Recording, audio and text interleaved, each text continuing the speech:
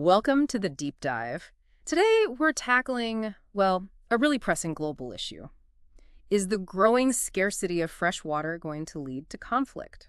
Maybe even war? It's a huge question right now. Definitely. We've looked into some crucial information that discusses where these tensions might be building and, whether we should really be expecting large-scale water wars or if it's more about localized disputes. Which can be just as serious, of course. Absolutely. So our mission today in this deep dive is to sort of cut through the headlines, understand what's driving water scarcity, and pinpoint the regions most at risk.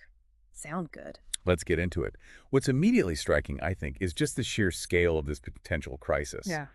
The UN, they predict that by 2025, and that's really just around the corner. Right. Two-thirds of the world's population will likely be living in water-scarce areas. Two-thirds. That's incredible. And it gets worse if you look a bit further out. By 2030, the projection is that maybe 700 million people could be displaced.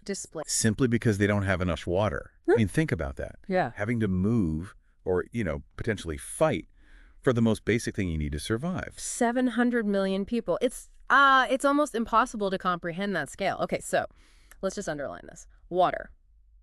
It's not oil. It's not gold. Yeah. It's absolutely essential for life. So when we talk about scarcity, we're not just talking about like a commodity shortage. Not at all. We're talking about a fundamental threat to human existence. The stakes really couldn't be higher. So that brings up the term we hear a lot, water wars. What does that actually mean in reality? What's interesting, when you look back, say, over the past 50 years, we actually haven't seen a classic war between nations fought only over water. Really? Yeah, one. Not solely over water, no. Real-world international conflicts are usually much more complex, a mix of politics, economics, social issues. Okay, so the image of armies clashing over a river, that might be a bit too simplistic. It probably is, yeah. Our sources suggest it's more nuanced. Water scarcity can be a huge destabilizing force within countries. Ah, okay. Internally, exactly. When communities are struggling for something so vital, it can just erode social order, security.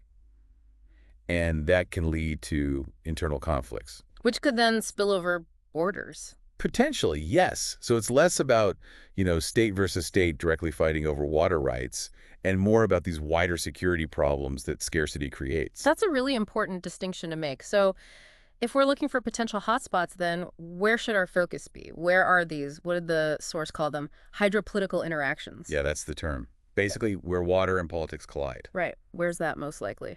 Well, back in 2018, research highlighted several key river basins as being particularly at risk.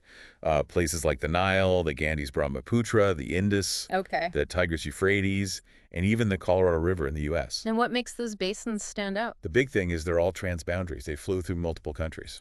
Ah, so what one country does upstream Massively affects those downstream. Yeah. Exactly. Like, think about the Indus. You've got long-running tensions there between India and Pakistan over water sharing. Right, okay. Those are critical lifelines for huge regions.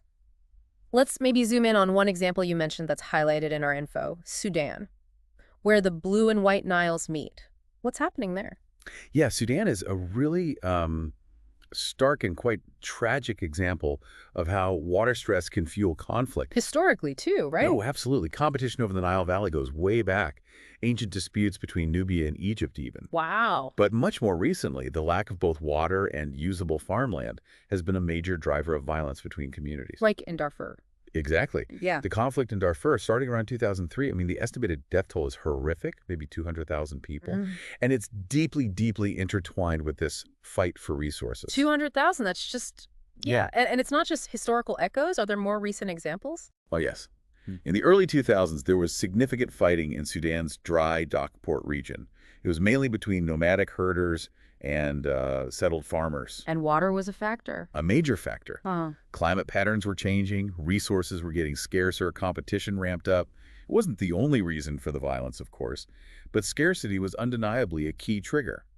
Hundreds of thousands were displaced. And these kinds of clashes, are they still happening? Sadly, yes, these localized fights continue.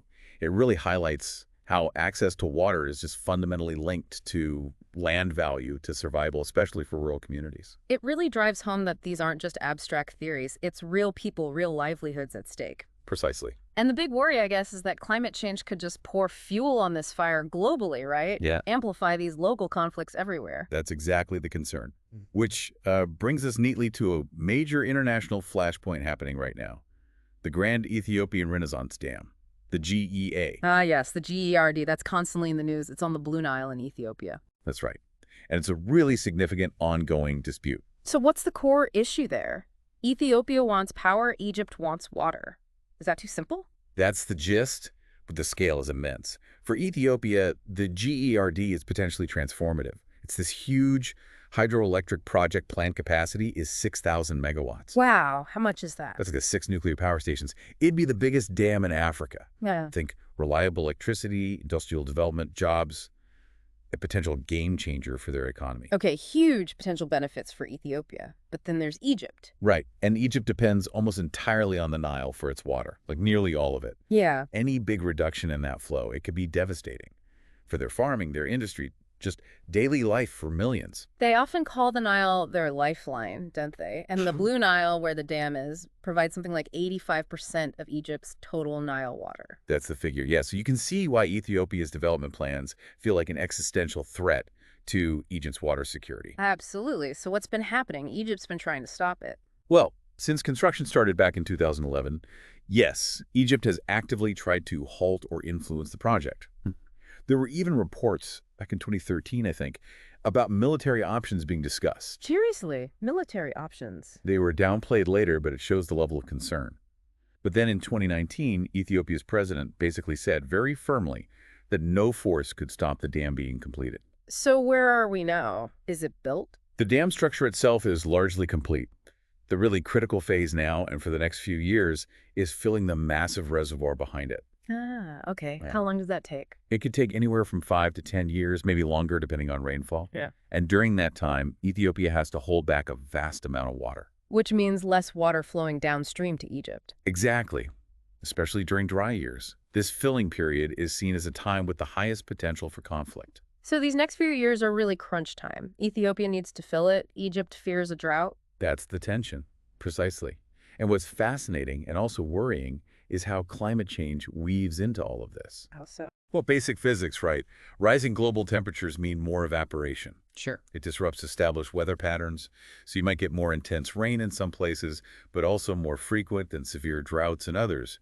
It just adds another layer of stress onto already strained water resources.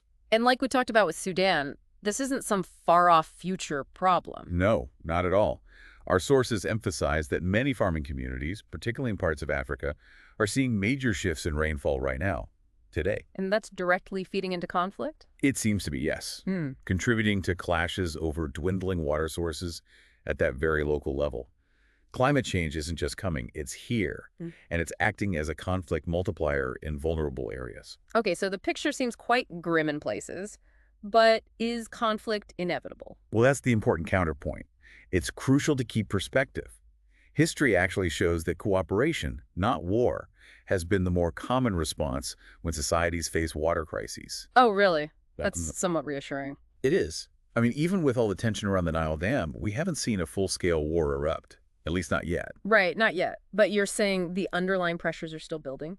They absolutely are. Right. Look, we have a planet that's getting hotter, generally drier in many populated areas. Access to fresh water is just becoming harder globally. Then you add the push for economic growth, which often needs a lot of water. Cities needing more water. Right. Expanding cities have huge water demands. Mm-hmm.